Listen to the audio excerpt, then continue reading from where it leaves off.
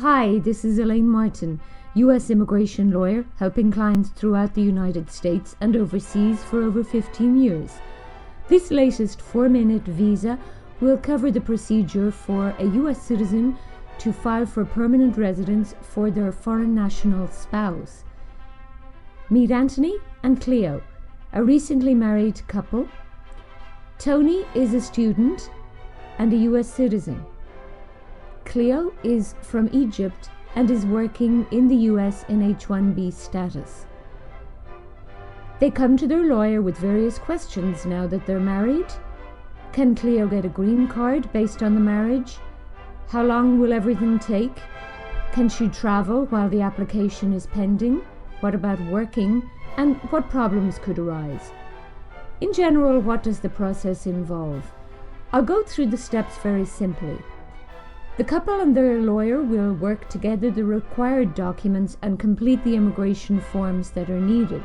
Once everything is together, this is filed with the relevant office of the U.S. Immigration Service. A few weeks later, Cleo will be scheduled for a fingerprint appointment, and then perhaps a couple of months after that, she'll get a travel and work authorization card. Later on, the Immigration Service will schedule her interview at the local district office. She and Tony will attend the interview, where the immigration officer will usually just review the information on the forms to verify that everything is correct.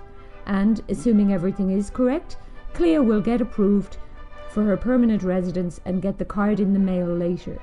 So, back to the questions. Can she get a green card? Yes. How long will everything take? That's hard to tell. It varies depending on the jurisdiction. Usually I'd say 6 to 12 months.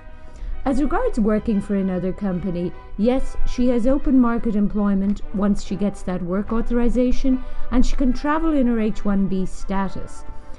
Some categories of visas can't travel until they get the travel document, but Cleo is able to travel even before that.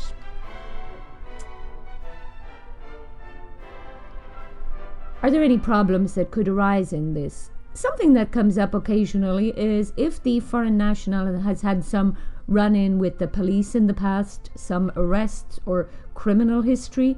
It's also possible that something will arise on the medical exam. For example, the foreign national will object to vaccinations and will have to get a waiver of that requirement.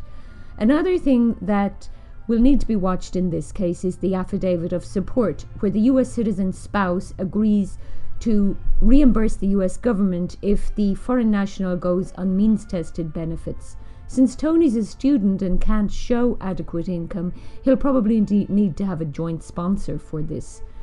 The documents that are needed to be filed with the Immigration Service, in addition to the forms, include evidence of the marriage, evidence of financial stability, the medical exam, photos, and many more documents that will be reviewed by your lawyer.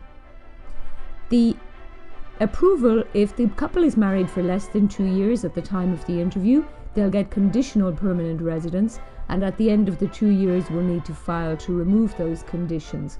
This is the Immigration Service's way of reducing marriage fraud. If you have any questions about this or any other immigration options, please feel free to contact me, Elaine Martin, at the contact details at the end of this presentation, or you can reach me on the various social media links, Facebook, Twitter, YouTube, and LinkedIn. Thank you.